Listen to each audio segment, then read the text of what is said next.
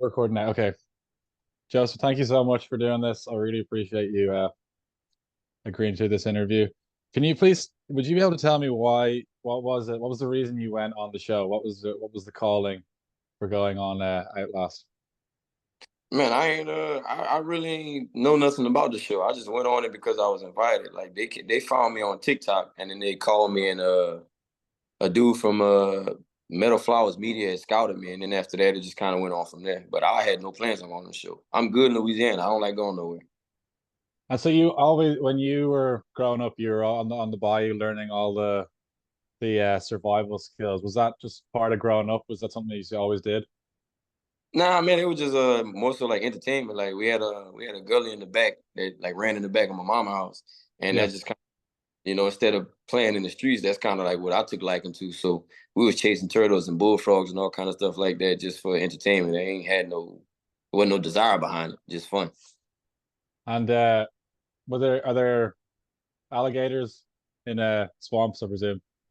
Oh yeah, they got everything. They got yeah, they got everything, dog. So how do you know if an alligator's around? How do you know how to avoid it? Ah man, just hope for the best, bro. That's all. Like it's gonna be there though. Like anywhere in Louisiana they got water, they probably got an alligator. So you just gotta kind of like know what to look for, like certain bubbles, certain trails, tracks, places on the bed or the bank where they kind of lay down in sunbays. So it's just you just gotta be aware of your surroundings, pretty much. Do you think when you're in that kind of environment that you get much more in touch with your intuition, your sort of senses, rather than you're not like thinking about it, or you're just kind of able to sense where things are coming? Oh yeah, 100%, man. Like just that's my element, man. I'd rather be in the woods or on the water than anything. So it's like when I'm out there, I kind of know what to expect. So it's kind of like second nature. And did you do a lot of fishing growing up, or yeah, anything along those lines? Yeah, that was kind of like the gateway to my outdoor stuff. Like we had, like I said, we had access to little canals and stuff that had brim in it. So it started from there as kids. And then as I got older and then I got a vehicle, that's when I started venturing off to like hog hunting, frogging, catching gators, traveling, doing different things, deer hunting, and so on and so forth. And in the show, you didn't really have much of a chance. I mean, you had a bow and arrow. So you just was scavenging your main thing, like looking for clams or mussels or edible plants? Was that your main go-to, or I mean, did you want to, what was the strategy? Did you want to conserve energy and not hunt, or did you want to hunt, but it was too hard with just the bow and arrow? Nah, the hunting portion of it, man, I'm pretty good with anything you put in my hand as a weapon. Okay. Yeah. It was more so like not just. I seen that they kind of was like that was their thing. They wanted to do the bow hunting and stuff like that, which I ain't mind. So I kind of learned the foraging and everything, and I learned how to forage for like mushrooms, bull kelp, sea lettuce, and the medicinal plants from Tina. And then Chef had kind of gave me an idea of how to look for clams, and I just kind of critiqued it and made it my own way. And I got really good at it really fast. So I just stuck to that because it was the easiest thing to find. Were you concerned about like getting parasites or anything from the seafood? Because I mean, that is a risk. Not at all, man. Half the time No? I'm eating a sandwich with my hands full of fish guts and blood and all Okay. kind of stuff. And so I don't really be worrying about parasites. I mean, if it is, if that's my fate, then so be it. And what about water? Like, you obviously had to boil everything. Were you concerned about getting contracting anything from water? Nah, man. I just No? like I said, I just trust God. Like I Yeah. mean, the healthy water source. I cut my sleeve off to strain it as best I could, and after that, I just boil. They say boil it for like 10, 20 minutes, and it's good. So I wasn't nervous about it. It was actually good though. Like putting the spruce needles in it. Because we made like spruce tea, and they said it had some good health benefits. So that's pretty much what I drank the whole time out there. And I mean, I know Alaska's cold, but how cold was it actually? Like, can you explain, like at night, what was the feeling like in that temperature? Man, I dude, don't think I'm not trying to be a tough guy, but it really wasn't cold because Oh, well, okay. Mountain Man showed me how to sleep by the fire. So the Yeah. way I sleep by the fire, like bro, I was never cold. I was only cold one time, like that first night when I got wet. They had a little leak in the camp, and it kind of dripped down on my feet, and it kind of wet up my pants leg and kind of on my back a little bit. But like after that night, when I kind of fixed my situation, my sleeping situation, like I never really was cold at night. And how did I mean, for me, your team dynamic was just, I mean, you guys had me in bits. I was like, it started off with this very interesting dynamic, and then it evolved. And by the end of it, I mean, I honestly, by the last episode, I was like crying.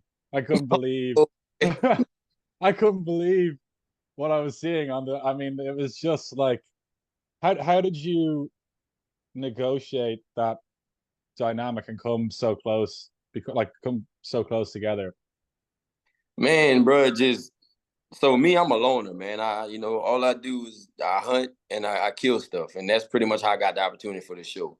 Hmm, But I'm also a firm believer in God, so hmm. it kind of it might be contradicting to some Christians because like the stuff I kill and how I do it is a little bit gory, but I feed people with the stuff I kill. Like it's all ethical. I promise. It's not just I'm going out in the woods and just wreak havoc.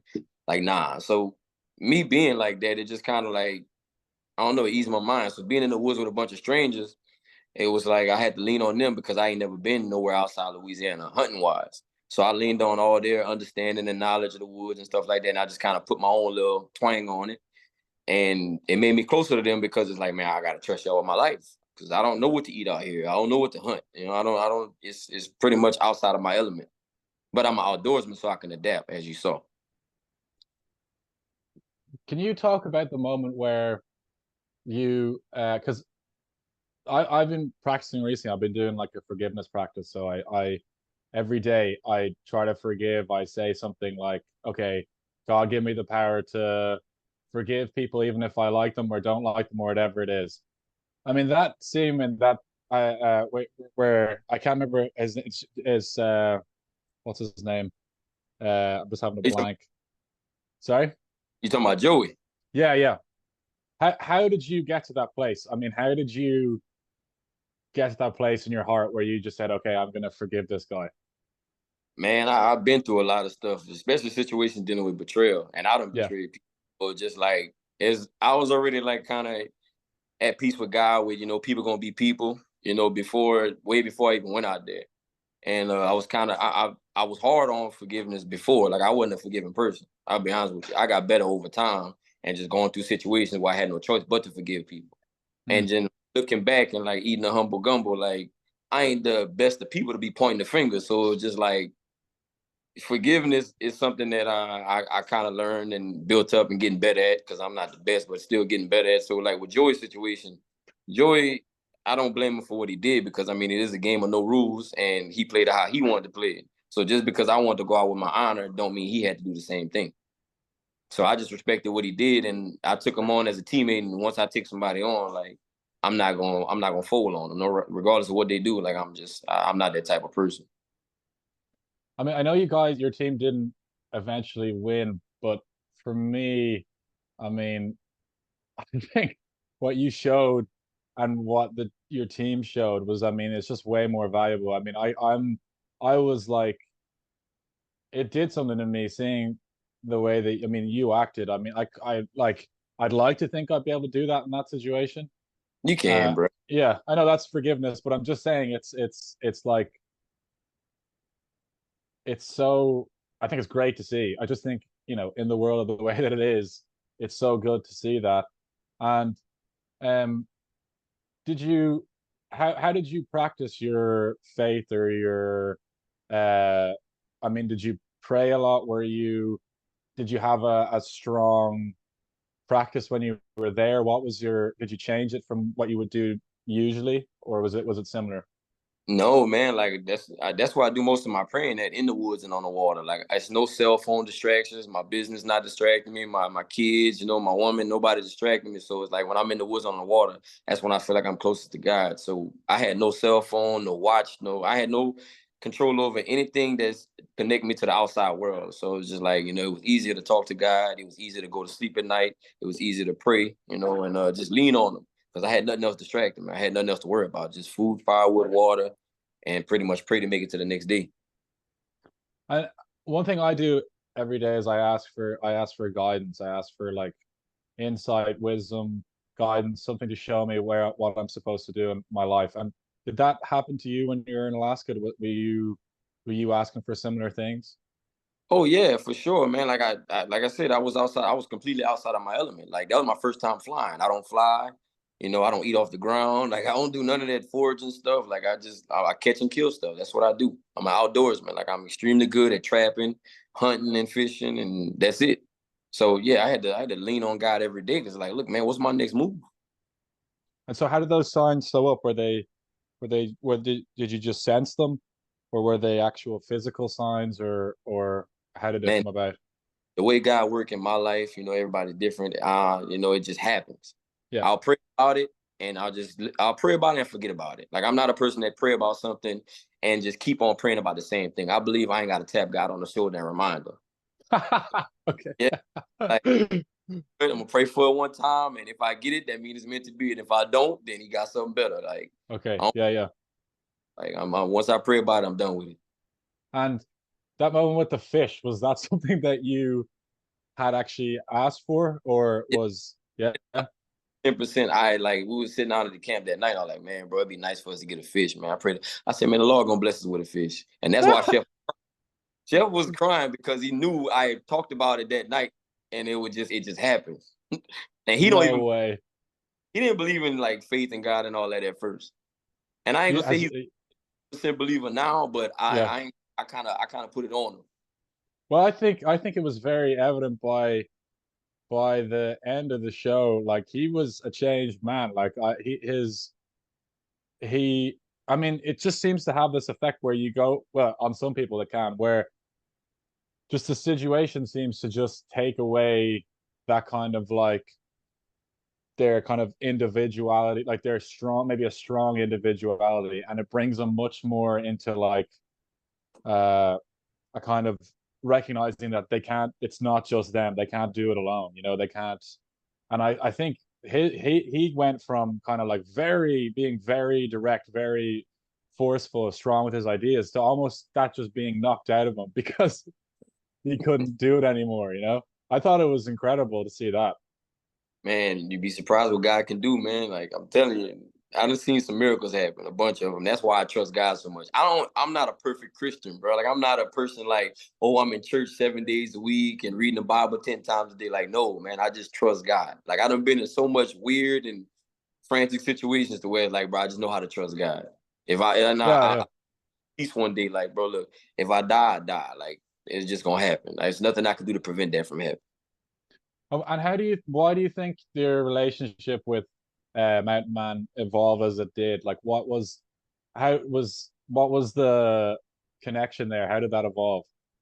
Man, his personality, bro, it just like I don't know, and he wouldn't leave me alone. Like he kept making me talk. I didn't want to talk too much, so he kept like poking at me and making little jokes.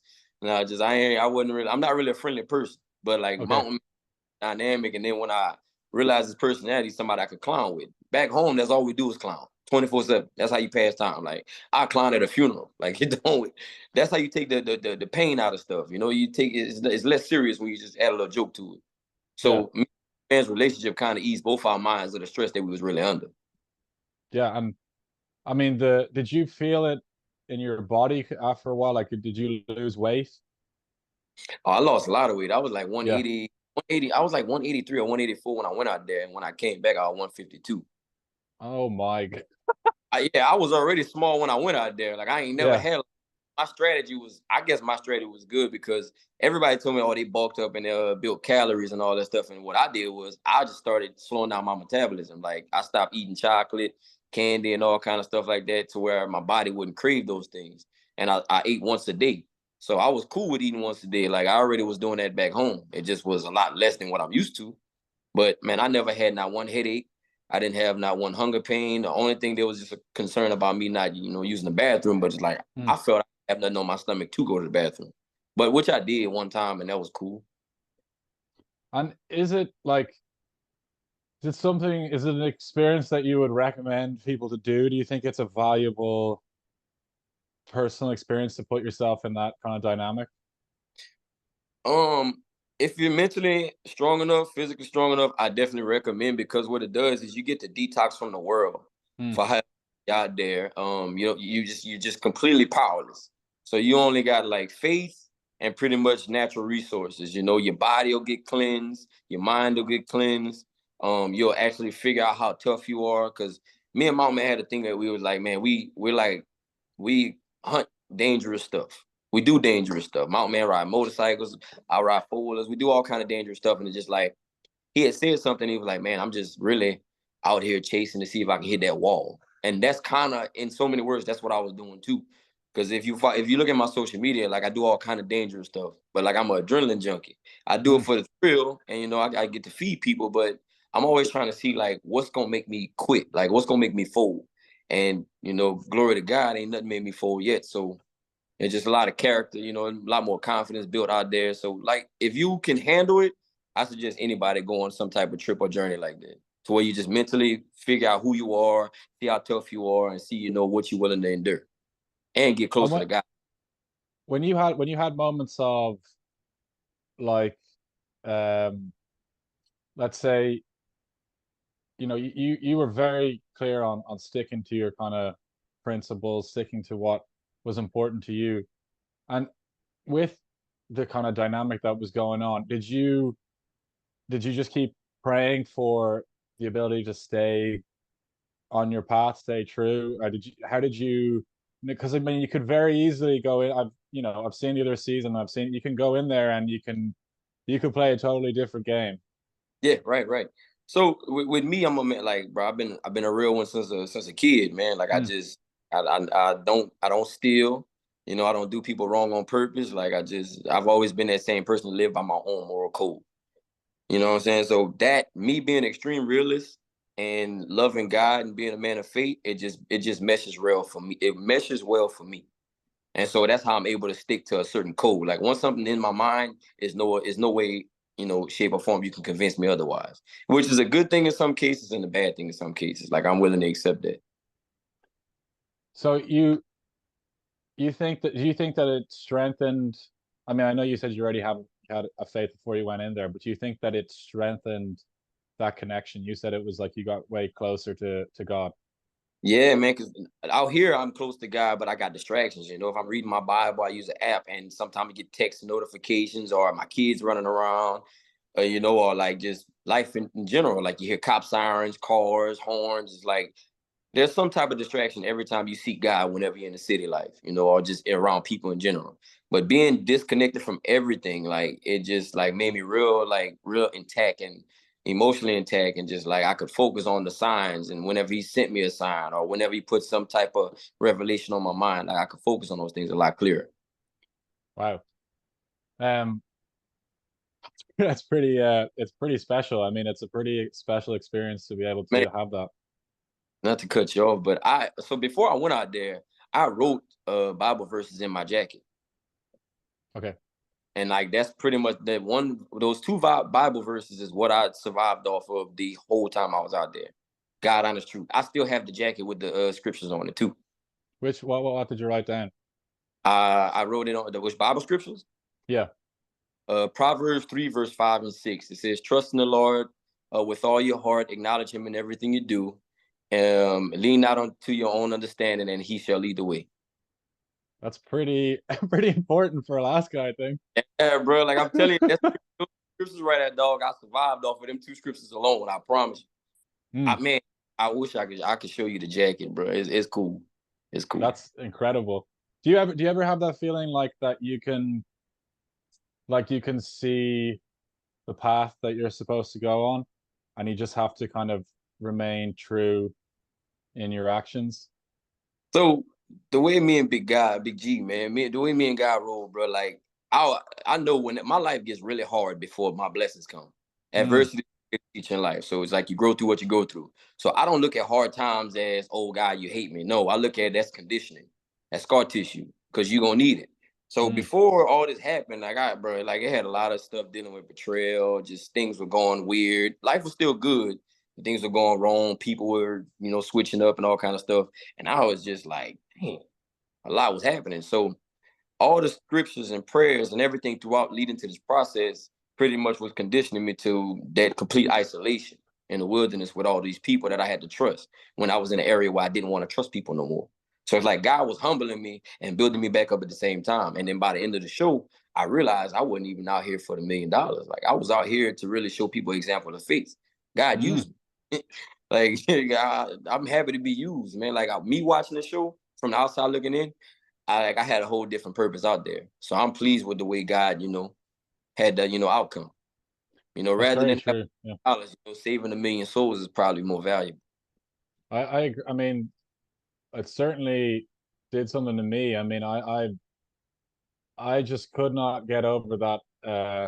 I mean, even the first time when Joey came into the camp and you guys let him join, that I mean, I just like it was so refreshing to see. It's so great to see because I feel like endlessly we're just kind of like bombarded with just the worst aspects of human nature, and to see that it's possible to live and act in a way that's so generous and kind and forgiving. It's just it's brilliant. So I really do think that yeah, I went a long way. I think anyone who watches that show will be inspired.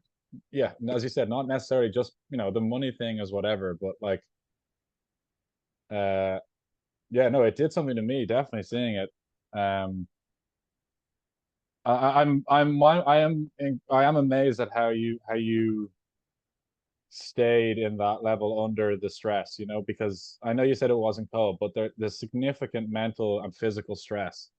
And to not just revert into like a survival, this is mine, mode, it's pretty impressive. Man, bro, I'm telling you, like, dog, I could write a book on the stuff I've been through. Like, me being this outdoorsman, like, there's a story behind it. Like, my life literally was like it was made to be what it is now, and I don't Yeah. regret the bad and the ugly, none of that. I don't regret nothing because I kind of like looking back at it and seeing where I am to this day. I understand why God put me through all the things that He put me through leading up to this.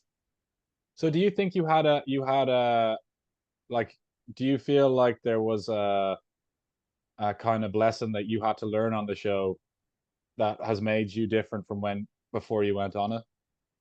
Oh yeah, definitely. Like the forgiveness dynamic. Like I said before, like yeah, y'all got to see a product of God beating on me and and getting me right. But like that forgiving person that the whole world got to see, there was a point in time in life that I wasn't like that.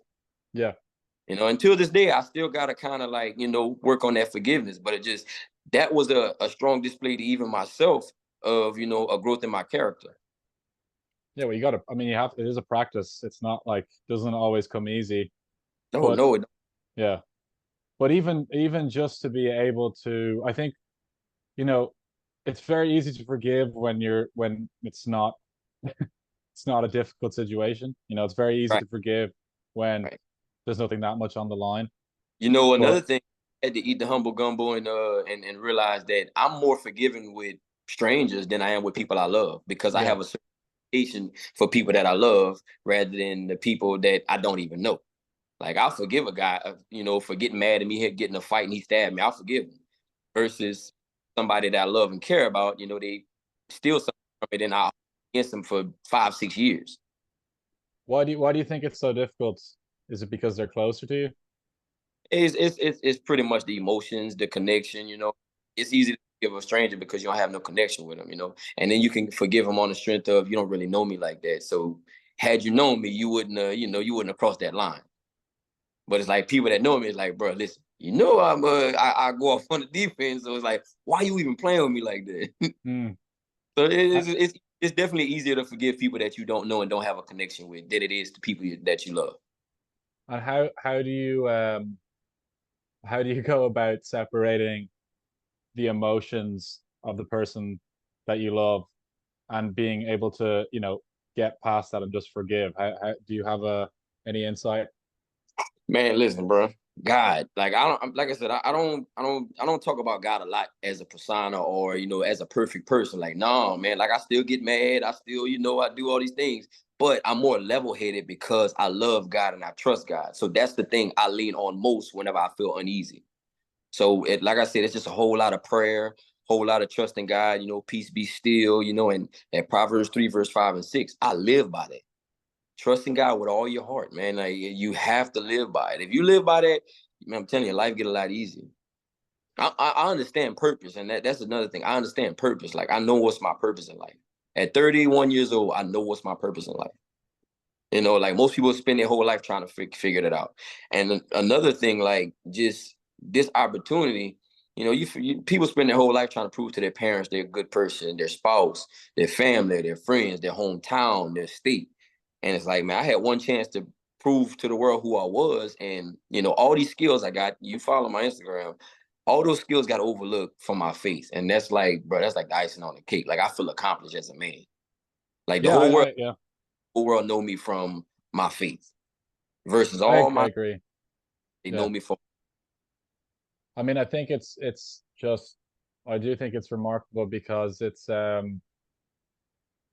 you're I mean the way that I see it, I may have a slightly different faith to you. I'm not like I'm not religious in terms of like I don't go to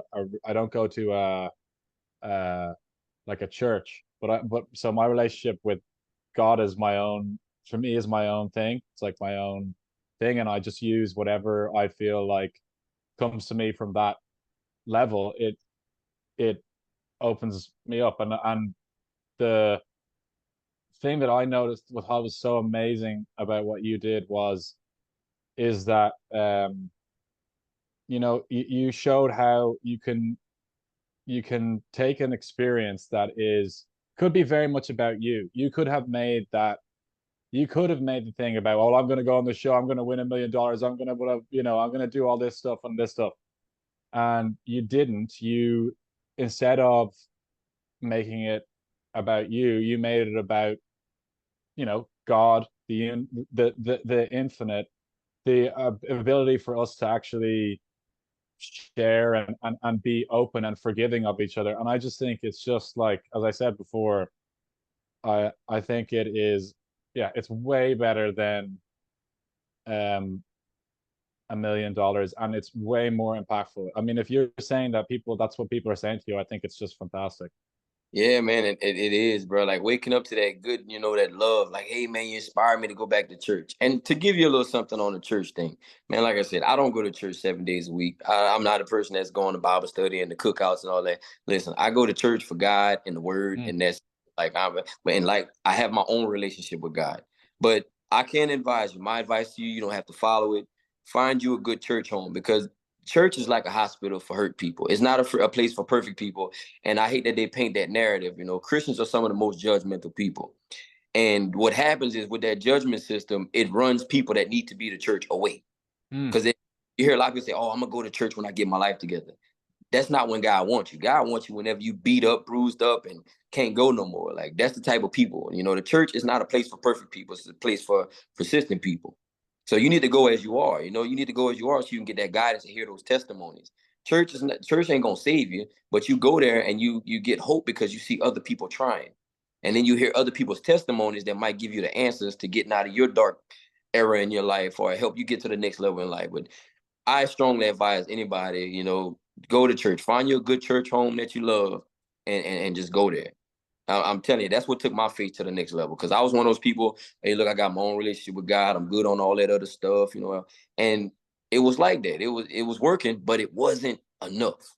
And Mm. then when my woman, she went to church and she invited me, and I was like, I had been to church since COVID, so I was like, I really don't want to go. And then when I went, it was like, man, I was back in love. I was back hooked, and now I go to church every Sunday, and I pay my tithes. Tithes is another thing, man. Like I'm telling you, it'll change your life, and not just in money. Like, oh, you give a little and God gonna give you a lot. No, like paying your tithes, God will give you more opportunity. He'll bring peace to your home. You know, He'll bring peace in your kids, like your family life, all that. Like tithes ain't just about giving Him a little and getting a lot back. It's about way more than money. So, like I said, my advice to you and anybody else is watching, find you a good church home that you trust and love and you feel comfortable in, and get that word. Like, get that word. Whenever, as strong as your spirit and soul is, then you can endure life. But if your spirit and your soul is weak, then man, life gonna be rough because you got nothing to lean on. I totally agree. I think for me, I'm from Ireland, so the church here is there's a very difficult relationship with the church because the scandals that happened here were just so horrific. So it's hard to, I mean, I find it sad because I think that what you're talking about is fantastic. So yeah, if I find somewhere that I feel is in alignment with kind of my values, I'm 100% going to go to it. Just Um, pray about it, brother. Just pray yeah, okay. about it. Pray about it. You be all right. Um, but yeah, it's just it it did make me it did at the end of the show I was crying because I was it totally broke me like I just was not expecting I didn't expect it to go the way that it did. Um, and to see the impact that you had on your other teammates, I mean, it's just like I think if that's a snapshot of what humanity could be like what we could actually, how we could become. I mean, it's just, you know, what a world that would be. Yeah, bro. So and look, like I said, I never intended to paint a picture of the perfect Christian. So that's why, like, I'm glad all kind of people are following my social media because of how much they believe in my faith, and they're gonna see, like, man, this guy is just all around real. Like, it's okay to be a Christian where you are. That's Mm, my whole narrative, bro. I don't want you to feel like, oh man, I got to get my life together. I got to be like, no, you gonna get there by going there. That's the mm. thing. You get there by going there. Don't think, oh, I'm gonna get right with God whenever I'm doing better. Like, no, go as you are. That's what I did. That's what I did, man. I'm telling you, I was a piece of crap, bro. I'm trying not to curse, man. I'm trying to do better with my mouth, man. Because Okay. I got mouth. But I'm telling you, bro, I was not close to the person I am now, bro. And I started going to church just as an imperfect person. I'm gonna go see what it's hidden for, and if I like it, cool. If I don't, and it just changed me, man. I fell into it by accident. Like I was actually humbled. You know, I was forced to be humble. Like I was forced because I wasn't really looking for God like that, man. I had my own little life, had my own little popularity and everything going. I wasn't worrying about that.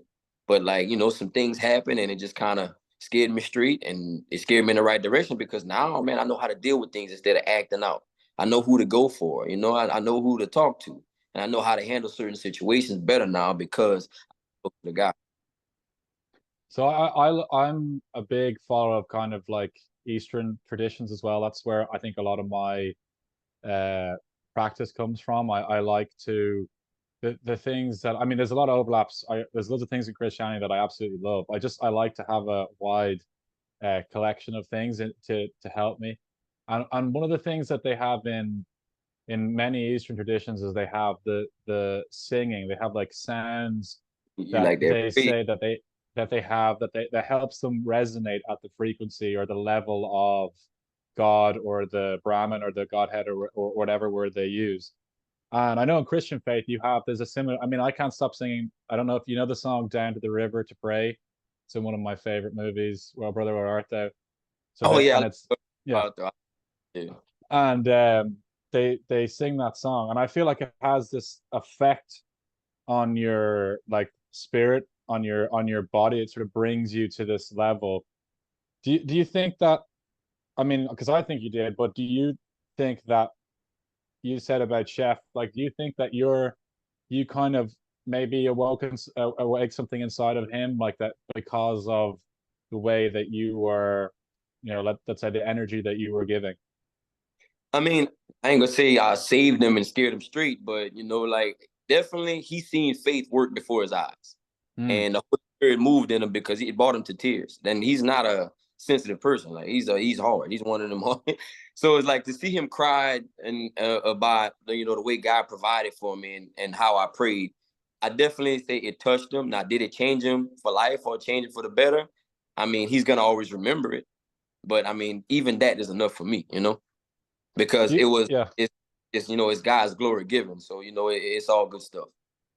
because I know lots of people who, let's say they're more kind of maybe rationally based or atheistic. They would say, like, oh, there's no evidence or everything. I mean, I have quite the opposite feeling. I feel like the more I practice, the more evidence I have of things happening in my life. And the other thing in that in that show is that I mean you were the evidence. I mean I like and the fish thing as well. I mean it was like actual evidence of what you were practicing and saying happening, which I thought was also fantastic. Yeah, man. Like I said, me watching the show for the first time, I was just like, I saw what I was out there for. Like I was like, God, you ain't slick. You know, it never was about $1 million, bro. I'm telling you, and I'm like, I was like, God, you ain't slick, bro. God sent me there as a broken person, you know, and as faithful as I am, like he basically sent me there as an example. That whole forgiveness scene was just like it was humbling to me because I'm not that forgiving. Yeah. So it cleared a lot of stuff in my head. Like, okay, Joe, you're more forgiving with strangers than you are that people you love. You need to fix that. And it was also like, bro, look how good you're handling that situation, you know, versus situations you handled in the past. So now I can't go around saying, oh, I'm not a forgiving person, because no, I've seen it myself on national TV. I've seen myself forgive somebody for playing in my face. Like I knew the dude was lying, and I still forgave him anyway. Loved him the same, fed him that same night, you know, took the hike with him, like all that. So it's like I have no excuse now in my own heart, my own understanding that Joe, you can forgive anybody. Because you forgave somebody, you knew that you was lying, and normally you wouldn't do something like that. Do But you the Christian, think the I'm able to do that now. do you think that your forgiveness impacted Mountain Man? Do you think he would have forgiven if you had not forgiven? Like, what do you think that your forgiveness allowed that space to Uh, happen? yeah, man. My man even said it, like he was like, bro, he's like, I ain't gonna lie, I was strongly against voting you off. But he said after I heard that conversation by the water, he was like, I gotta change your part, man. You gotta change your heart. We need to win this thing. So yeah, man, like prayer is powerful, man. Prayer is powerful.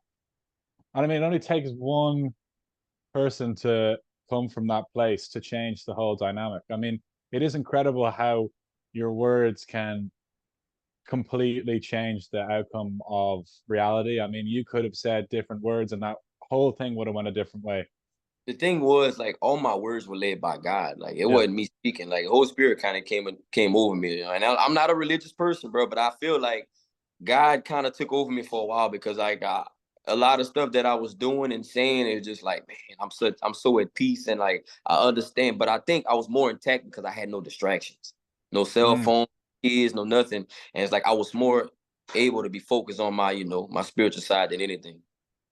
Yeah, well, that's what I mean. I think my thing with the religion thing is like I think oftentimes religion can be about sort of like rules or following something, where as you said there, it came through you. I mean, I feel like that's for me is where the real practice is at, is when you're embodying everything. It's not just something that you're thinking about or you just read and then you kind of believe in it, but you're actually embodying it, the things that you're learning.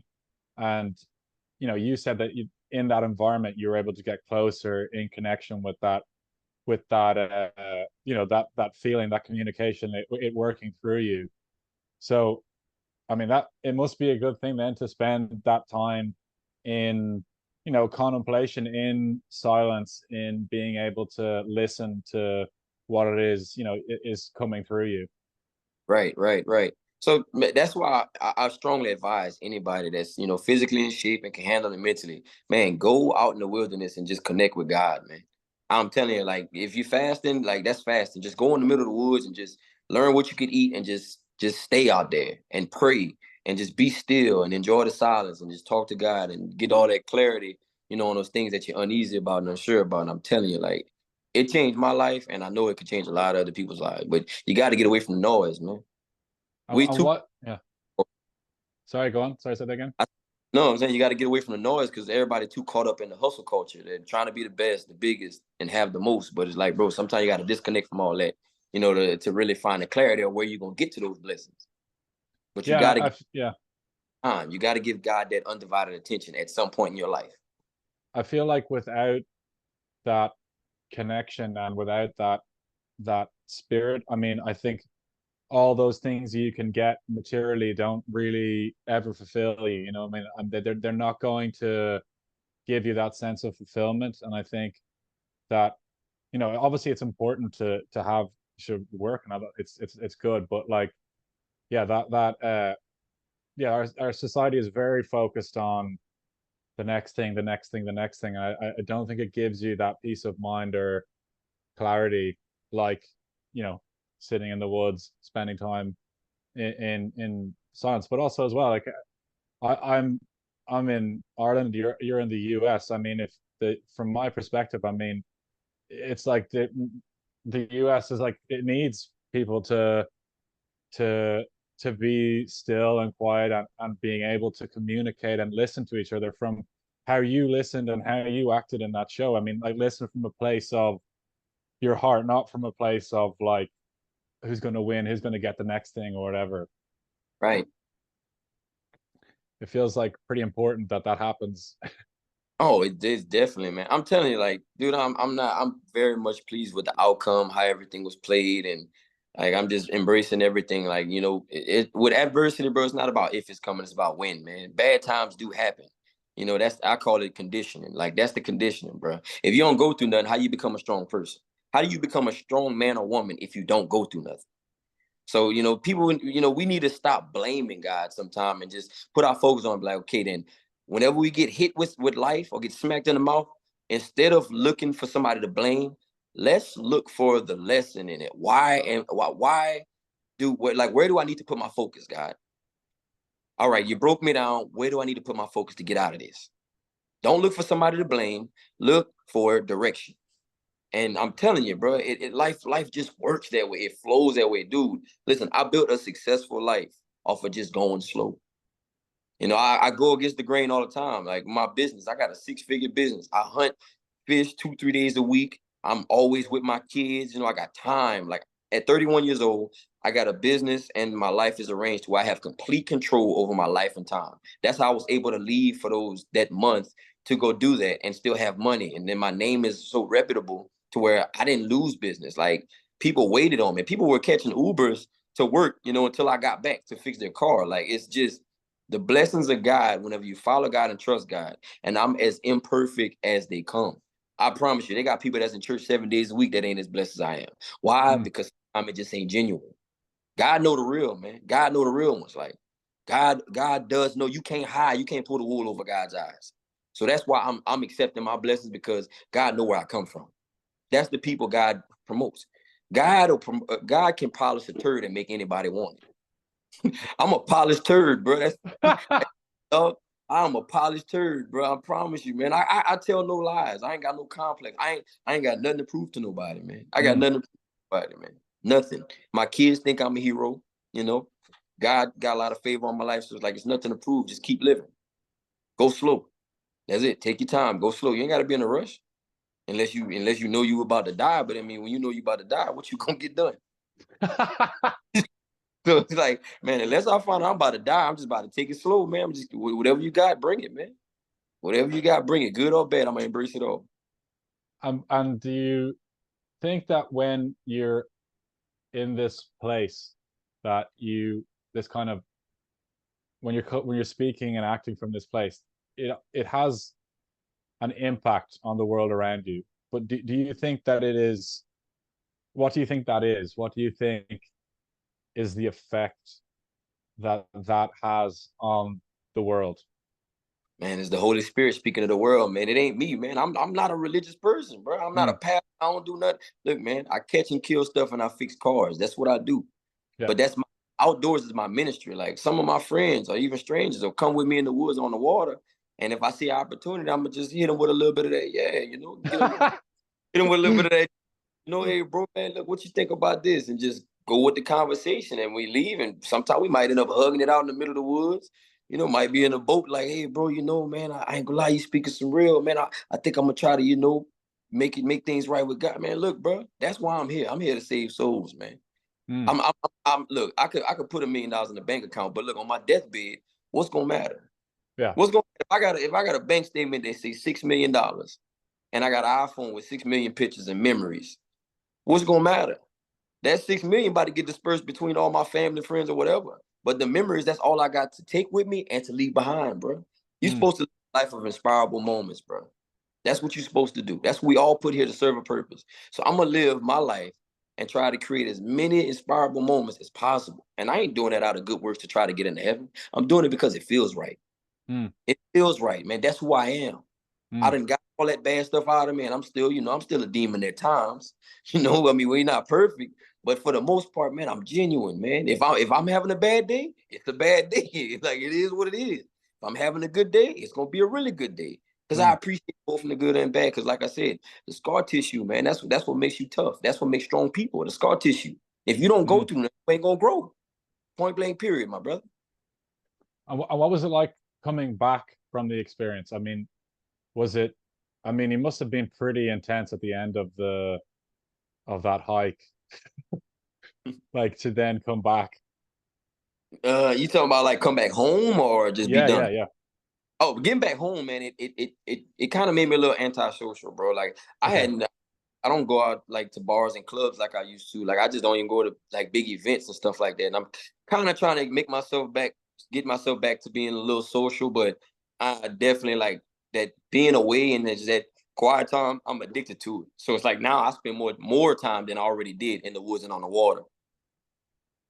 And were you physically okay? Like, did you need time to recover? Or was how was eating again, or was it pretty easy?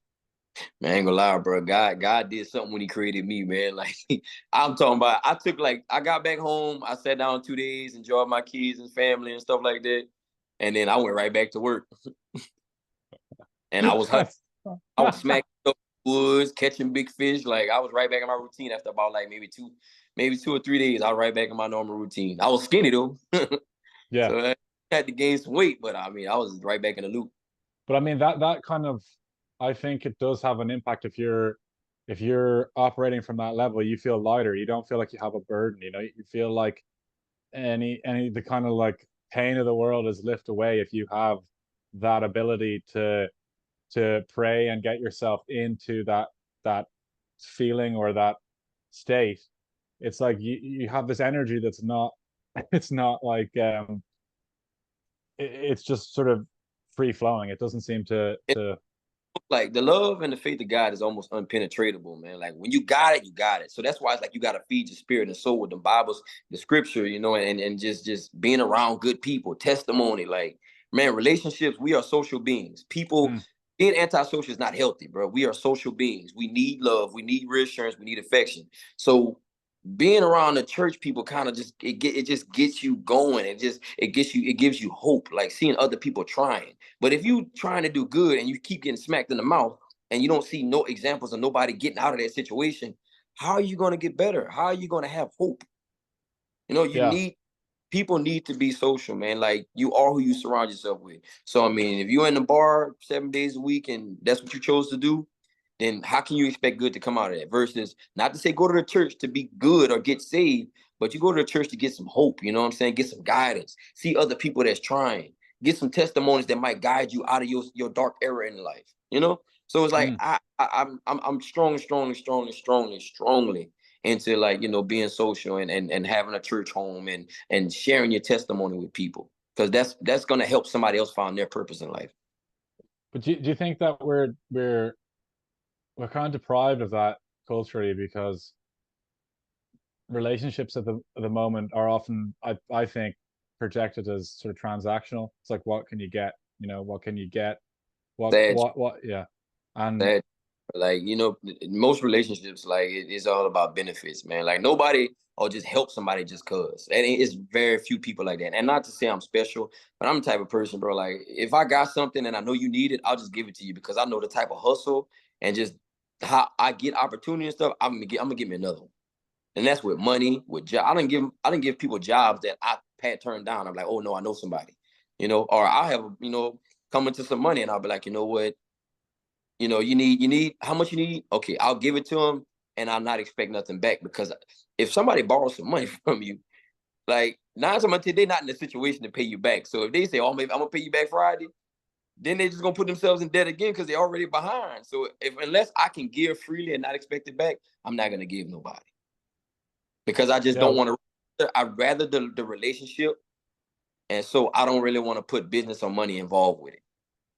People need to openly give and just have that relationship connection just because of the person and not because of the purpose. Like, hey, yeah, we friends because we race cars together, but I don't want you to give me a car or give me some of your parts or your secrets. Like, let's just be friends. mm, Like just a relationship, you don't have to benefit off of it. Sometimes just let's connect souls. Help me yeah. help you. And Nine, man. Give me some of your knowledge and wisdom, and I give you some of mine. we're I think, you know, again, as you said, I'm not perfect on this either, but like we can be very quick to see what we can get out of something or what the person can give us rather than seeing what we can give them or how to help them. So Exactly. I think it's a very important message. I you know I obviously I contacted you online. I think there's great power in the internet, but then it concerns me really a lot then how we're projecting this image of like almost like this hyper individualism, whereas if like everyone is an individual and we don't we need each other, we need to help each other, we need to have communities. Right. um so yeah, it's a little bit concerning that sometimes those things, but do you think that, I mean, what do you think about not just this the state of, let's say, state of affairs in terms of people, the way they're interacting? You think that there is going to be a transformation in the next while? I mean, I feel like it has to happen. Otherwise, we're a bit doomed. Well, if you read Revelations in the Bible, man, they got some scary things that's destined to happen, and it just like famine bring people together, struggle bring people together, man. Hmm. You know, that's man. I ain't gonna lie, bro. In the hood, like growing up, like food brought us together. People ain't had money to do all the fancy things, but like man, whenever the family had a cookout, man, everybody in the neighborhood, everybody just come and eat. Food brought people together. So it's like when you take people resources and stuff like that, I'm going with it. When you take resources, it forces people to bond together. So if the economy crash, or just to say it come a point where the stores close and all that, people are gonna have to bond together. And I hate that it would take something like that, but we live in a world that if they say the fire's hot, they want to touch it. Yeah, So it's like I hate to say it, but it might take something tragic to bring this world together. yeah, yeah. I do agree. And do you, do you think that that it's possible to get to a stage where we're not we see each other the thing that, again, just in the show that was so great was that your team was so different in terms of, if you take the final team that you had, the five people, I mean, it was five very different people. you Oh you, yeah, you had five people who were different backgrounds, different ways of viewing the world, or a different uh look, and by the end of it, that was all gone. All of that was just secondary. It didn't matter where the person came from, what they did, what they looked like. There was just this bond, and that to me is just, I mean, I'd love to be able to bottle that up. you know what the thing that broke all those barriers down? Faith. Yeah. There's only one way to believe in God. There's only one way to do it. There's only one faith. There's one faith. And so by the team slowly joining in together on faith and believing, that's why everything else didn't matter. And that's what the Mm. world, it was mountain man's from Idaho, freaking chefs from Saginaw, Tina's from Cali, and Joey, I forgot where Joey's from. And me, I'm from little old Louisiana. We none mesh together. But when you add God and faith in the mix, it's only one way it can go. It's only one way. So we all in the same faith, whether he got a little bit, I got a lot, or whatever, however it's measured. And the Bible said it only takes faith of a mustard seed. So we got a little believer, a bigger believer, a large believer, and a kind of midway believer. We're gonna win. We're gonna win because whatever your faith is, it's all equal. Yeah. We're the same thing. That's what made our team in one accord. Everybody got on the same faith. We all Mm. believed in it. That's the love of God that joined us together. They may not know, but that's the love of God that joined us all together. The I mean, to faith. That's me, why. yeah, yeah. It seemed, I mean, to me, there is no other like, to see what happened on that team is like, there is It's a, no other explanation, it's a miracle. The Yeah, God is a God of miracles. It's a miracle. it is, because it's like, without that extra element there, that it wouldn't have gone. I don't think it would have gone that way. I think It, it would have gone a different way. it'd have been a whole lot more bickering. Like it would have been a gumbo of mess ups. That's all. That's it, dog. I ain't gonna lie to you, brother. It's just a gumbo of mess ups. We probably been fighting on that island, all kind of crazy stuff, man. I'm coming back now, like having time away from the experience. What are the lessons that you learn from it? What are the things that you want to incorporate most into your practice, into your faith? And just I'm real big on forgiveness, man. This world needs forgiveness, man. Like that was my struggle in life. I don't steal, I don't fight, I don't bully people, I don't do nothing wrong. You know, no, no, that's my worst trait. Is like I was unforgiving because I was so real to people. I felt like I didn't deserve it. But I mean, look at God. God didn't feel like that. They didn't did the worst to God, and God never felt like, oh, I hate everybody. He still loved us. So me just practicing and just living life and just understanding God and his love, that's helping me get better with forgiveness. That's helping me pray for people. I don't pray out loud. I don't like, God has broke me down so much to, man. I'm just big lover, man. That's all I want to do is love and live, dog. That's it. I just want to love and live, man. I am tough. I mean, I done proved I'm tough. I done starved. I done killed some big nasty animals. Like I catch big dinosaur turtles. Like it's nothing. I don't have nothing to prove to the world about being tough. So you know what Mm. I'm gonna do? I'm gonna show y'all this big bad tough dude being all mushy and loving the Lord. I ain't got to prove, bro. I ain't lying. Oh, that's brilliant. People, man, Uh, like I may have my flaws and downfalls, and I don't always have good days. I got bad days. Some days I'm a piece of crap, but I love the Lord, man. That's all I can say. I love the Lord, man. I ain't got nothing to prove, though, but my love for the Lord and my love for his people. and do you think that that break you're saying, like, you get broken? I mean, I've had that experience. I've had this experience recently. And do you think that that's a way to let things in? Like you just get cracked almost, like you get broken just so that Man, the things can come into you. so you gotta break it down like this, bro. You got an old wooden house, man. An old wooden house that survived every storm, tornado, and everything. And then they get termites. Then guess what? The wood get weak, foundation get weak, and the next you know another storm coming, it just obliterated all the way to Mm, the ground. And what happens? The house is gone. You got to start all over. You got to build a strong foundation. You got to frame it up. Got to get some good wood, insulate it, and then next you know you got a whole new house to last another 30 years. You have to tear it down to build it back up, bro. There's no way mm, you can get stronger. Think about if you take an old house and put some new wood on it. It's still an old house. Now you got mildew and mold. You're dying from the inside. Got some revelation in there. You got to stay with me. Like, bro, you got to tear it down, man. You got to tear it down and get rid of all the old stuff and do it. Just start from scratch. And that's what God will do. Like, man, we're not perfect and we never will be. You got to be persistent, though. You got to constantly be looking at ways to improve yourself and your love for God. And that's the only way your life going to improve, man. Like, I tried it my way, man. I'm an entrepreneur. I'm talented, bro. It didn't work until I gave God, like, just look, bro, here. Like, I'm tired of you punching me. I'm tired of you knocking me out here. Like, if you want my life, here. And even after I gave him my life, I didn't feel like I had to be perfect and, oh, peace be with you. And also, I didn't have to be like, God just said, be mm, you. But just mm. glorify me, brother. That's it. I just want a little attention. That's all God wants. So I just want a little attention. Just acknowledge me, man. Look, I'm giving you all this. Just give me a little love. Mm. And I gave him a little love. He gave me a lot at one time. And I'm like, oh, yeah? So then after that, I just start glorifying, glorifying, glorifying. I'm messing up, doing things. And I'm still, you know what, God, I'm sorry, but I'm still glorifying. I'm repenting. I'm glorifying. And God just kept blessing me.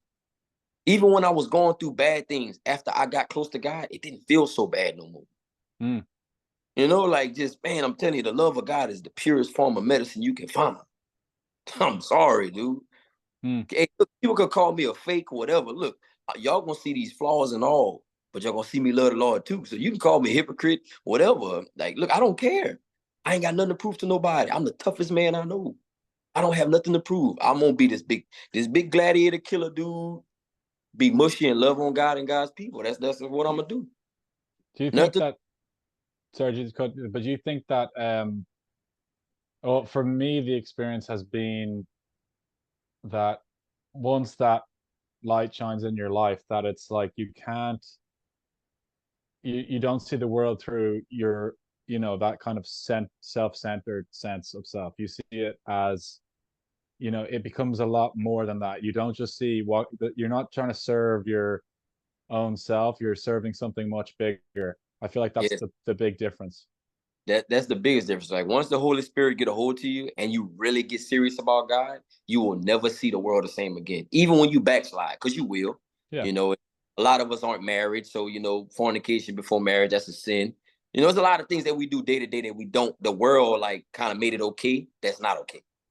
So not being married, being in a relationship, shacking up. There's a lot of things that's not okay. You know, so yes, once you don't think about that, until you get saved.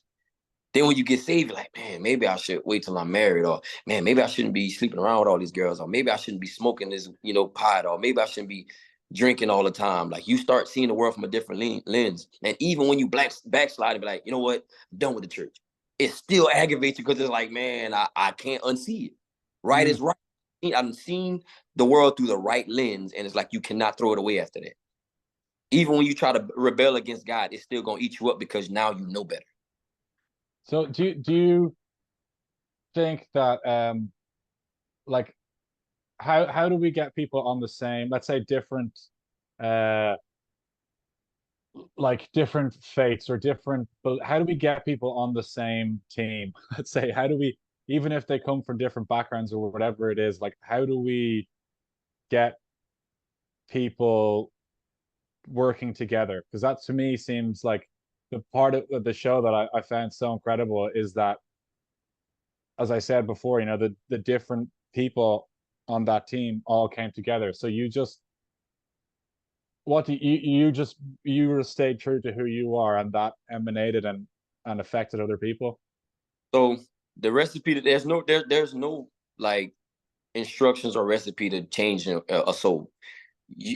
I always say, man, people like to do homeless drives. I'm not against that. Food for families and all that, and they want to give away, turkeys and stuff for Thanksgiving. But if you want to change the world, you gotta mold the people you add to it. And by molding the people you add to it, I'm talking about being a good example for your kids and the youth. So if you want to get everybody on the same dynamic, you got to be the change you want to see. So me from the hood, brushing shoulders with the same partners and that's going to jail, dying, RIP to my partners that's, them passed away. You got to be the change you want to see. So if they see a person like me that was on the same spot with them change and see life working out for me now, then that's how you hook souls. You got to be the change you want to see. Now, once you do that, you're making a commitment and you signing a contract with God, because now that blood's on your hands if you mislead. So it's a lot of accountability with becoming a man of God or a woman of God, because now you basically in charge of leading people by your example. You're not in charge for them individually, but your example means something now, because you done open that lens. You done seen the world from that lens. So now the example you set everywhere means something. You have purpose. And if playing around with that, then guess what? You leading God's people astray, and that blood is on your hands. Like I said, it's deep whenever you make that approach to a God, you see life different. You think about everything you do. You think about the people you do things to. And then most importantly, you think about the person that's serving you your consequences. It's real, man.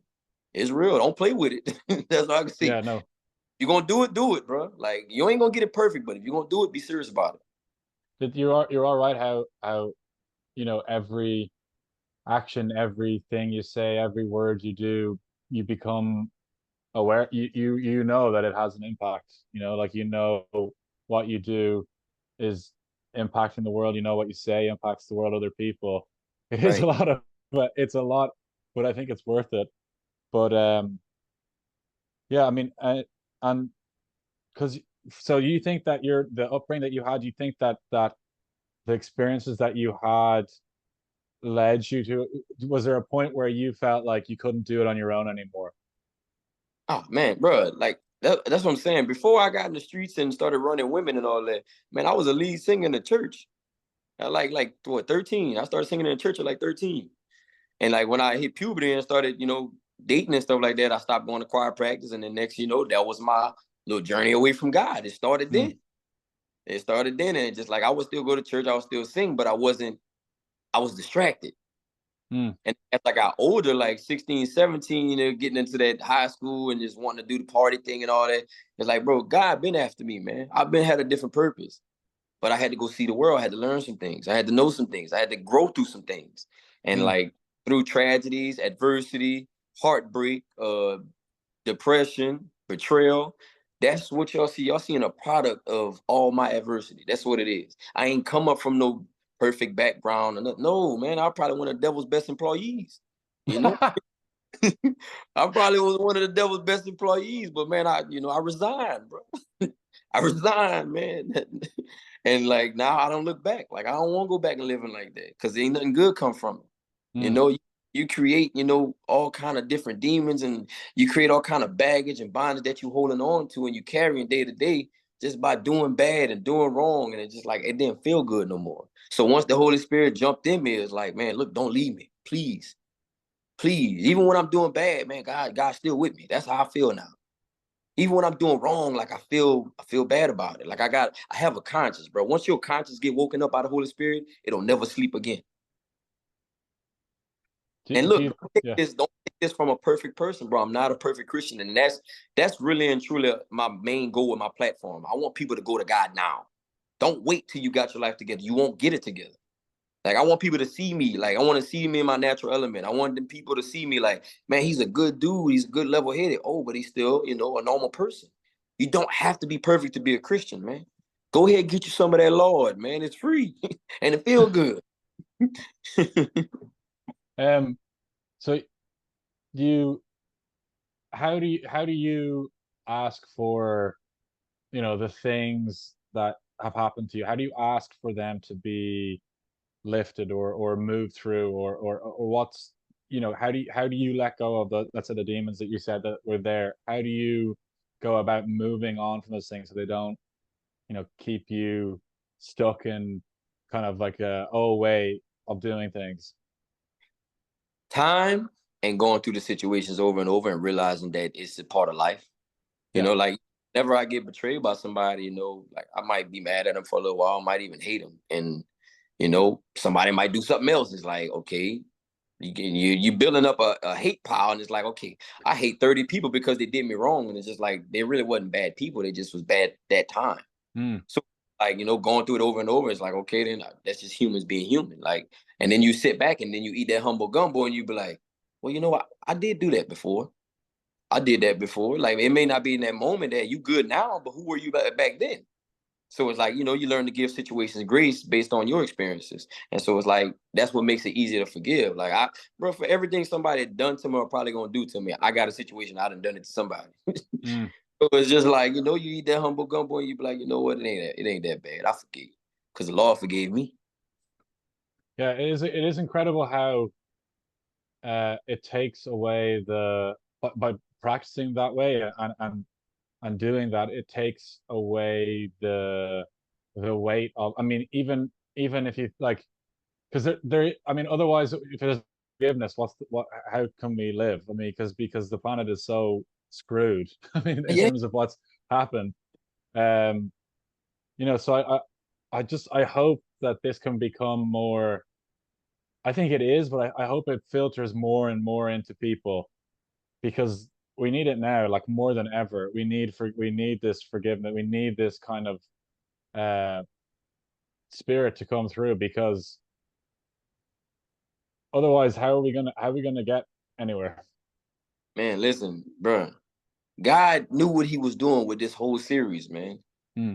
Bro, I'm telling you, I'm looking at it and I see it, man. Like, I'm very good at just seeing the revelation and things. And God knew what he was doing. I'm telling you, like, me watching it in my living room and seeing how everything, I was never there for the $1 million. Winning that money was never that the goal for me. I didn't realize that out there. But even out there, whenever the game was over, I was just like, I had done already made peace. Like, man, look, man, black people don't make it to the end of the movie most of the time, though. So, so I'm like, look, man, I made it to the end, boy. I made history. I was already coping. Like, I'm in my mind, I'm already coping with everything. Like, hey, bro, like, we ain't doing half bad with this one, man. We stood on our shield. We was honorable. We stuck together as a team. Some people faith was lifted and restored. Man, we won. It's good, baby. We won. I wasn't tripping about it at all, man. And then watching it, I seen why I was there. I seen my purpose. And I'm like, God, you ain't slick, boy. I see you. Have you been contacted? I mean, I know I contacted you because of the show, but have you been contacted by anyone that you knew, or did someone surprise you by contacting you by seeing it, or was there? Man, look, I'm a people person, dog. So it's like, man, every morning I wake up, I got 100 to 200 messages on all my social media. Yeah. And it's all beautiful, man. Hey, man, me and my wife watched you, bro. We was inspired, bro. We loved it. And it was just like, that's over and over. All day I'm saying, thank you, thank you. Thank you. The only time I got like some kind of hate mail was like when people like scroll through my Instagram and they see I be smacking stuff in the woods. Like they be like, "How you call yourself a Christian?" I'm like, "Man, look, hunting and fishing got me on this show, so y'all just deal with it." Like, look, only God can judge, so that's on y'all, man. But I feed people with the stuff I kill, so they don't know that. But it's cool, man. I extend grace, man. I don't argue with nobody.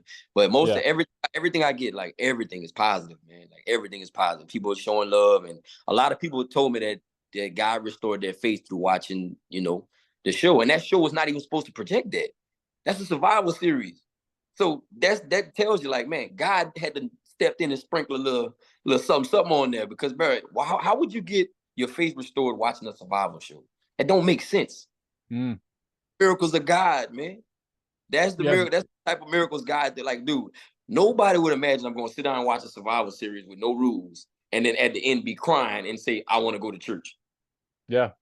That ain't got nothing. That's not me. That's God, bro. That ain't got nothing to do with me. I'm sorry. Well, I had the experience of I was watching it, and I was watching with my family, and I was thinking like, oh, and this is really interesting. This is a really interesting show. Like, it's pretty. I like the topic of it. And then by the end of it, I was like, I need to forgive everyone in my life. I was, God, man, that dude ain't slick, man. God knew what he was doing, man. That's all I'm gonna say, bro. God knew what he was doing, dog. yeah, I mean, I've never, because it's, as you said, it's like it's a survival show. I mean, the first season is so it's like the inverse, it's like, oh Yeah, my God, it's like exactly what can happen in that situation. Uh, and then to see the second season, it's just like I was just yeah, I was speechless. And also as well, it also I think in me broke the kind of I'm sure maybe you went through this phase, I don't know, but when you're on a spiritual path, spiritual journey, you have a stage where you kind of you sort of like you kind of believe it, but you're kind of like, well, like I'm kind of in or yeah, whatever. doubts, man. Yeah, and then you see something like, and there is no, I don't see any other. I mean, the thing with the fish is just like, there's no other explanation. Like, you can say that's chance, but like, really, is it like if you were I don't know whether it was the day before, the night before, or whatever, you're asking for that, Bro, it's and like the then it night. come, yeah, Bro. It's some other things that we can't really talk about on the show that I like just prayed about, and like okay, it happened. They were yeah, like, "Oh no," they was like, "Oh no, this yeah, this really no, bro." Like, Chef wasn't just crying about that fish. Chef was crying because he seen all the other stuff that I had prayed about and it happened. yeah. It does get spooky. I mean, it gets spooky Oh, when it gets emotional, bro. Like, the yeah, miracles are scary, but that's only if you're not used to it. I'm yeah, used to yeah, God performing miracles right before my eyes. That's why I trust him so much. yeah, I'm not. yeah, I'm telling you right now. I'm looking you in your eyes through this phone. I'm not yeah, supposed to be. I am not supposed to be here. I'm supposed to be in jail or in the grave. yeah, Like, yeah. God, like, I'm not supposed to be here. Like, this right here is a miracle alone, because, bro, from where I come from and from what I was doing and the things I was involved in, it's no way I was supposed to be on a show and being a representation of God. Like, it just don't make sense. It's a miracle. I think it is a miracle. I mean, I don't know enough about it, but to for like the African American community, and I mean, it's just it breaks my heart to see what's happening, and the amount of people in prison, and that system. I mean, I think it's just so inspiring as well for you to be there and show people that you can you don't it's not like you don't have to be defined by the circumstances or the things that happen to you. All right, man. Hey, bro, you um agrees, dog. You see it, man. And it's an uncomfortable topic to talk about, but I say it out loud, man. Any platform I get on, look, bro, it's a win for black people, man. Like, it's a win for black people, man. Hey, bro, look, a black man on a survival show. Black people don't like water. Black, you know what I'm saying? It's a different. We beat a lot of odds, man. We up right now, man. It's cool, and it's not on no race type stuff. Like, no, man, I love everybody. I mm, love everybody, but man, the black people need to see it. For this one, for the culture, man, they needed to see it, bro. yeah, They I think and it's it's powerful. the thing, dog. Like, man, me and Mountain Man's relationship, bro, is just beautiful, bro. It's no wall in between. I cuddle with this man. Yeah. I cuddle with this man by a fire. We loved each other. Mm. We spent all time, dude. Every time you see me and Mountain, man, we laying by each other, we walking with each other. That dynamic, that relationship just broke down so many barriers, man. Like until this, I talk to Mountain Man every day. And if I can't talk to him, it's because he's in the mountain doing stuff with no service. Like I talk to this man, like literally, like that's my brother for life now. Do you think that I mean I don't know, but do you think that uh obviously because of the history of America and the relationships, do you think that that can sometimes get in the way of, Oh yeah, between sure. black people and white people? For sure, man. Like with the race thing, man. Like sometimes, like people avoid. Like I done seen it in times where a black person and a white person avoid giving each other a compliment just because they don't know how to approach each other. Yeah. It's just like going to like your brother. Like, hey man, what's up, man? Hey, look, I like your shoes. Versus somebody of the opposite race. Like, I don't know how to tell him I like his shoes. Like, what you mean? Like, just tell him. I don't. I don't. Man, I'm sorry. I don't see color. I don't see race, man. Like, unless you speak Spanish or something, that's the only way I'm gonna look at you crazy. And Mm. then you're Spanish because I don't know what you're saying. And do you think that there has to be forgiveness on that level as well? I know it's hard because it's not easy when it's Man, look, serious things. can I go a little deep real quick? Yeah, yeah. So look, man, my dad is 83 years old. My dad done picked cotton, sweet potatoes. He done dealt with segregation, and he done did Mm. all in a small town, rode horse and buggy. My daddy went to church one time and got escorted out of church just because of his color. Yeah. And yet, I've never seen my dad hate a person of opposite color. He had friends of all colors, Mexican, white, all that, till this day. And we had a conversation about it when I was like 17, 18 years old. And he was just like, bro, you ain't gotta hate nobody because I done did it for you. Like I done lived Well, it for you. You have no reason to hate nobody. mm. No reason. I don't know why we was even talking about that. But I remember my dad telling me, you got no reason to hate nobody of the opposite color. Like I done lived that for you.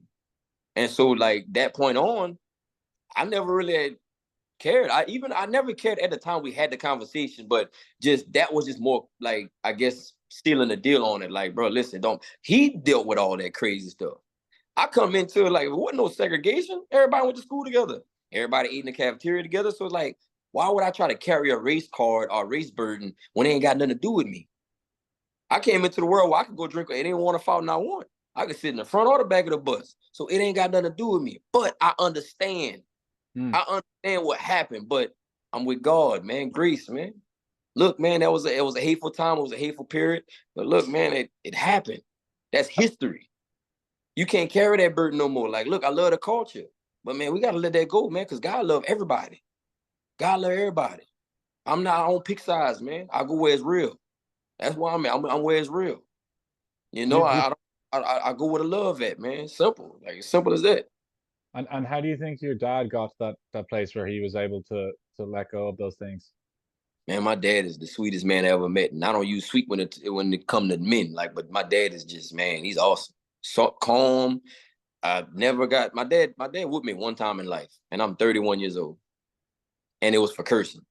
But like his talks were so soft and genuine because he was never mad. He was never hollering. It was just, man, even when I was in trouble with the cops, dude picked me up from the police station and just, hey man, you gotta do better, man. Like, we make mistakes, you gotta grow. And it just like his talks just broke my heart because it was like, man, why am I doing this, bro? Yeah.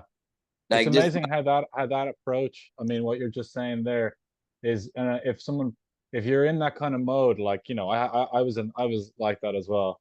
And when you're in that mode and you're kind of just like, you're partying or whatever you're doing, so and you're getting in trouble, um, someone coming and being like, why are you doing this? Why?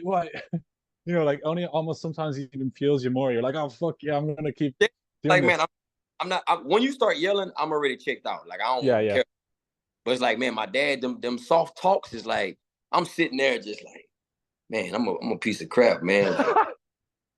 Like I'm making this old dude get out of his house at 2 a.m. to come pick me up, and just like now he gotta fuss with my mom for always bailing me out and all this stuff. And it's just like, man, why am I doing this, bro?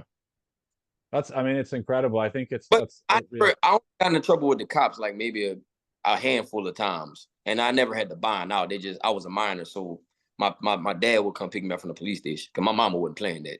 Oh no, my mom was like, "You get in trouble, that's on you." Man, ain't gonna lie, bro. I had a good upbringing, man. I got disciplined. All the bad decisions I made in life was just because it was me. Mm, yeah. I ain't, my parents they did a good job, man. They did a decent job. I ain't gonna lie, bro.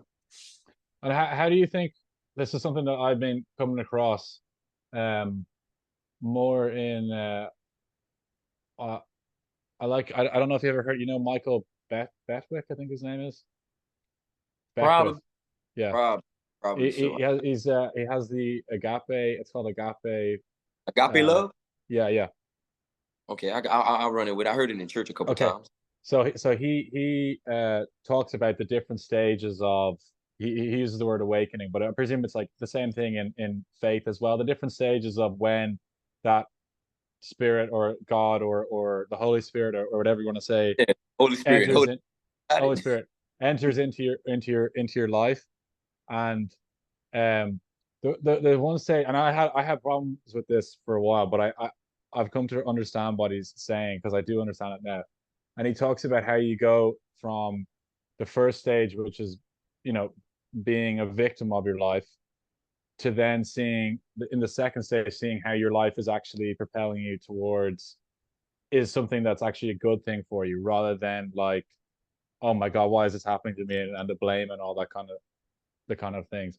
It's Right, right. interesting that you're saying that as well, because it seems that you had that shift from, see, difficult to think, you're seeing things as breaking you down, but actually eventually you now see it uh, as this was part of you getting to this place in your life. Oh yeah, and then look, it ain't done, man. It ain't done yet, man. I'm gonna get some bumps and bruises along the way of this new journey because now it's gotten bigger. And Yeah. the devil sees that he ain't got a hold on his best player no more. So it's coming, bro. Like I'm telling you, the adversity is coming. But right now, I'm enjoying the light. I'm normally humble, and I'm like, oh, it ain't that. No, bro, this is big. This is big. It's beautiful. It feels good. It feels great, man. A lot of opportunity come out of it. Look, I'm enjoying it, bro. Because sometimes it'll last long, and sometimes it won't. But even if it lasts long, there's something bad still coming along the way. Yeah. It's not Well, I and you think don't anticipate it, bro. Just keep going. And when they get there, figure it out. Live life 24 hours at a time, bro. That's it. That's it. Don't plan for the bad day, bro. Because why you speak things like that into existence. Now save your money and plan for the rainy day, but don't plan for the bad day. it's I think it's a good sign though that a Netflix TV series is having this impact on people. Bro, hey, I'm telling you, that's God. That's the miracles of God, dog. Like it makes no sense. Hmm. Why would you tell somebody, hey, go watch Outlast? If you need to learn how to forgive somebody, go watch the series. Or like, hey, if you want to get back close to God, go watch the Survival series. Like, bro, that just don't make sense. You Yeah. can't give nobody credit for that but God. Hmm. Yeah. You can't. Yeah. Then the The person who's like, do I got picked last on the show? the Like, the the the crazy thing for me is that I had begun trying to be more forgiving, right? This was, I'm not even joking you. About a week or so before the show, I think I'd watched the show. I'd been practicing trying to be forgiving, trying to let go of any grudges and things that I held onto people.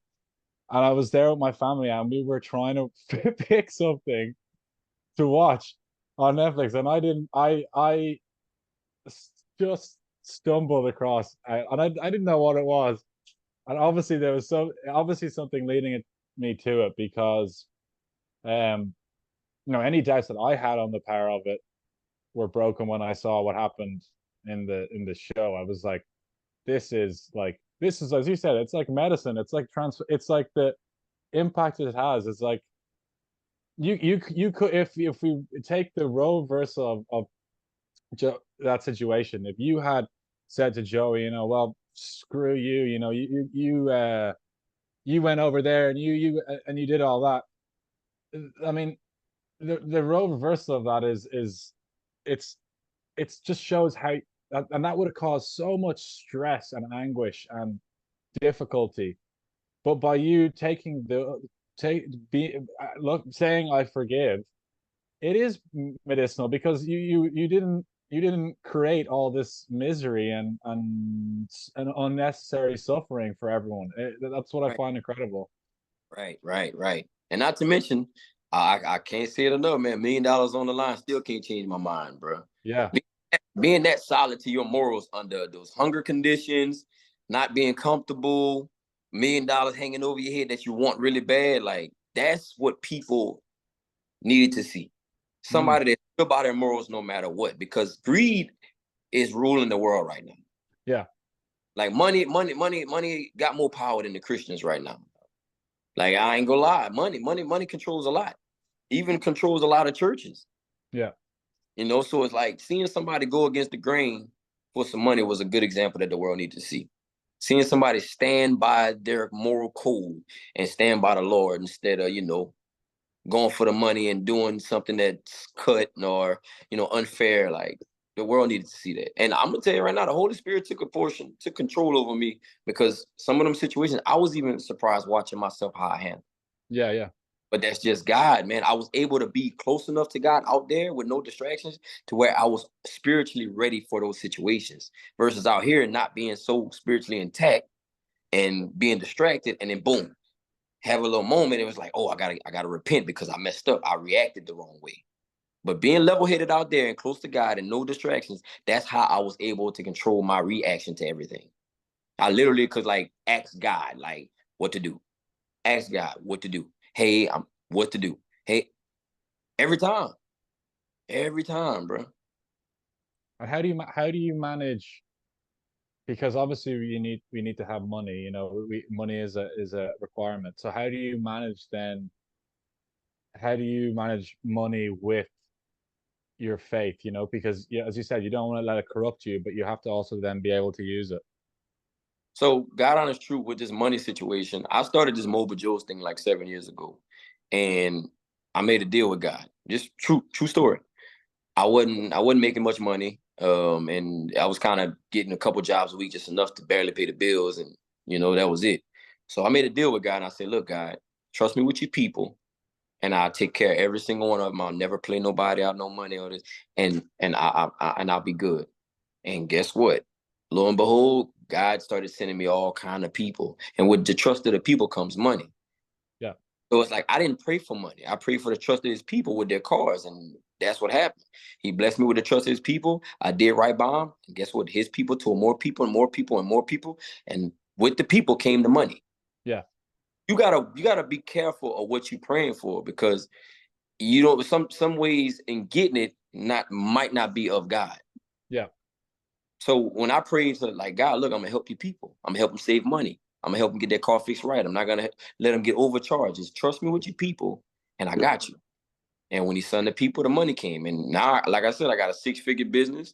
Life good. I got complete control over my life and time. I take off when I want. Depending on how much I want to work, and if I got the tools capable for the job, I can make as much money as I want.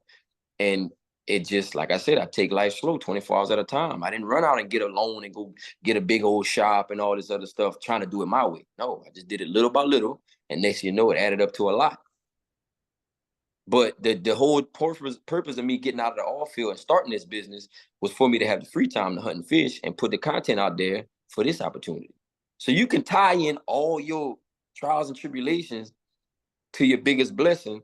Once you get close to God, He gonna reveal it to you. So my whole journey was all leading up until this point now. I'm And telling you, write a book about this, man. It's crazy, bro. you should. I mean, it's I mean, I'm only really kind of, I mean, I have had it in my life, but what what you experience on that show, the kind of like, you pray for something and you're asking for guidance. I mean, it's really happened in my life now to the point of where, I mean, I'm even kind of getting a little bit emotional talking about it because it's like That's good, man. you can't believe it's happened. Like you're like, no way did this thing that just happen. You know what I mean? Like it's and it does kind of really, it humbles you and it makes you go, oh, okay, I'm a small little thing in this. in this universe. Um, because it is powerful. It does it like, and when you see it, it's like you can't your brain, you can't make sense of it, and it really brings you in a different dimension. Yeah, dog, you can't process it. It's just like, man, it happened right before my eyes, but I still can't put it into words. Oh my God. Okay, we'll finish up shortly, but I just have just the kind of last kind of question is that what do you think? What would you hope? What would you hope going forward? You can do with this experience. You're gonna get. I'm sure you're gonna get more as more people watch the show. You're gonna get more attention, more viewership. What's your plan going forward? Man, I really want to make people comfortable with Christianity again, dog. Like that's my main goal. I feel like it's my purpose in life. As unpolished of a sinner I was, like I just feel like God could use me as an example to get people to come back, to him. So that's my main goal. Like I want to influence as many people as possible to go back to God, man. That's the safe spot. That's your counseling, that's your refuge. Just go back to God. And I don't want people to want to have to wait, because I was one of those. Like, no, go to God right now, as you are, beaten, bruised, life bad, all that. Go to God now. I don't want people to. I want to get rid of that narrative of, oh yeah, I'm gonna go to God once I get my life together. No, go to God to get your life together. Yeah. So that's the example I want to set, and that's the example I want to keep on leading and continue to influence people to go back to loving God and Do you, to do, get you- do, you- to their Christian faith. do you think we need a new Christian dynamic, or like because for me, I feel like in Ireland anyway, we need the people who run the church need to seriously, act how what they teach. They're not Well, doing and it. Christian people are some of the most judgmental people, man, and it's by accident, bro. Like you get saved and you just feel like you're better than everybody, and it's just like, no, man, like that's not the purpose. Like you get saved and you save somebody else, man. Hey, look, Mm, bro, I give my life to God. Don't, oh, well, I go to church every Sunday. Oh, well, I don't have to deal with, I'm not like y'all because I got baptized. Like, no, man, God, that's not how you get God's people to come to Him. That runs people away. Like people are like, oh, I was gonna go to church, but I went to church and they was all staring at me funny because I had these type of shoes or this type of dress on. It's like, man, no, don't make people feel unwelcome. And Christian yeah, people got a habit of making people feel unwelcome, bro. We got to break that dynamic. We don't have to yeah, change Christianity. Christianity is what it is. It's set the way it is. It's set in stone. We don't need to change that. We need to change the people and how we go about doing Christianity. So we need to make Christianity more welcoming. That's what we need to do. Stop being so judgmental. Welcome people of all kinds. Like, look, they don't know how to dress, or they don't know, they don't know that because they come in here to find it, or they might not talk a certain way because they don't know that they go from a club to a church. They first Sunday in church because they want to try to do right. You looking at them crazy because, oh, why he dressed like that? Why she dressed like that? No, you need to welcome God's people. If the Bible says come as you are and people come as they are, but then you turn them away or you treat them different, then man, you basically corrupting the word. The word is the mm. word. It's what it is. So we need to make Christianity less judgmental to where it's more welcoming to people. And we need to get these souls saved, man. We need to get these souls saved, man. Straight up, dude.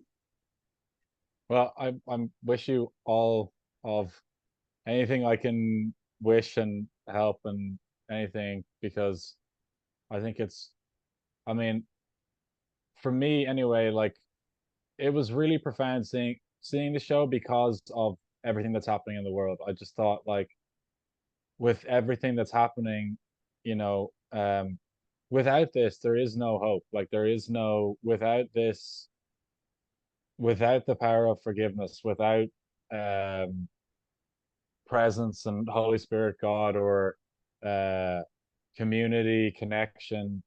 I mean, I just don't see how we get past the things that are happening. And I just think it's fantastic. And I want to wish you the best in everything that you're doing going forward. I appreciate that, brother, man. Look, prayers are freest and probably the most generous thing you can give. So, man, just keep praying for me, man. Pray that Okay. I God, pray for my protection, pray for me to make the right decisions because I ain't a perfect person, like I stress, man. Like I'm not a perfect person, but I'm a persistent Christian. And just, pray that I got the mental fight and the physical fight to keep going in a positive direction. I will definitely. My boy, my boy, my boy. Man, my boy, my boy, my boy. Man, dude. Yeah, yeah, no, it was fantastic. I'm just gonna stop the recording. Oh, okay.